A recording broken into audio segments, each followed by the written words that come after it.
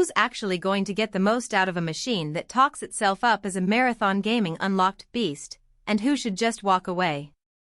If you're wondering whether it's worth spending a chunk of your paycheck on the Alienware Aurora with an Ultra 9285, RTX 5080, and 32GB of RAM, especially when a lot of gamers are trying to stretch their budgets, the answer starts with a hard look at the everyday use cases, not the brag sheet. Link is in the description if you want to check the product details on Amazon. Let's dig into the practical side of this desktop, the scenarios where it shines, the settings where it feels over-engineered, and the hidden trade-offs you'll run into once you pull the power plug. First off, the Aurora is built for the type of gamer who literally spends whole weekends in front of a single title. Think open-world RPGs, massive multiplayer shooters, or creative workloads that double as playtime, like world building in Minecraft with RTX ray tracing. The 1TB SSD and 1000W Platinum rated PSU give you headroom to add extra SSDs or even a secondary hard drive without worrying about power spikes. In real life, that means you can have your OS, your library of AAA titles, and a fast scratch drive for video editing all humming along without the dreaded slowdown that shows up when you run out of PCIe lanes.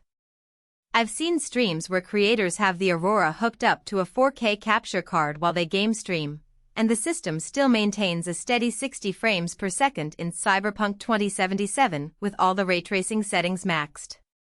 That's the sort of real-world endurance that the Marathon Gaming Unlocked tagline hints at. But there's a caveat. If you're the sort of player who mostly does 30-minute sessions on indie titles, or you stick to 1080p on a decent monitor, you'll probably never tap the full horsepower of the RTX 5080. The card's 240mm liquid-cooled heat exchanger is impressive, but it also adds a layer of maintenance. You'll have to keep an eye on coolant levels and ensure the pump stays quiet. In a typical living room setup, that extra cooling can translate to a slightly louder fan curve under load, especially if the case is placed under a desk. For many users, the noise isn't a deal-breaker, but if you have a bedroom office with a microphone nearby, the acoustic footprint might be noticeable. One of the biggest hidden trade-offs is the clear panel design. It looks stunning, and the internal layout is optimized for airflow, but that transparency also means dust can settle on the graphics card's radiator fins faster than on a traditional matte case. I've seen owners set up air filters on their intake fans to curb that, but that adds another component to clean regularly. If you're not into the ritual of opening the case every few weeks just to blow out dust, the aesthetic could become a maintenance headache. Now let's talk about who should actually buy this machine. Power users who run game development tools, stream at high resolutions, or use the PC for both gaming and content creation will find the combination of a 32GB DDR5 kit and that massive PSU a real time saver. Take a freelance video editor who needs to render 4K footage while also keeping a gaming session alive for client demos. The Aurora can juggle those workloads without throttling.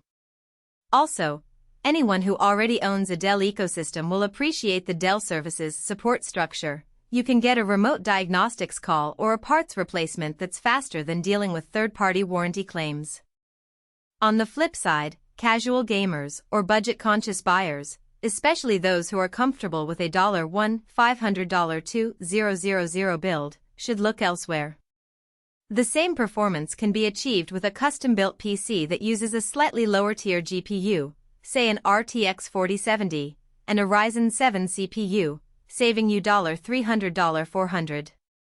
Those savings could go toward a better monitor, a mechanical keyboard, or a decent headset, things that directly shape the gaming experience.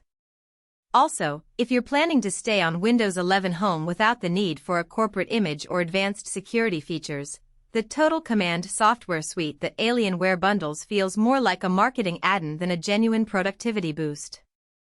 Practical strengths are evident when you actually fire up demanding titles.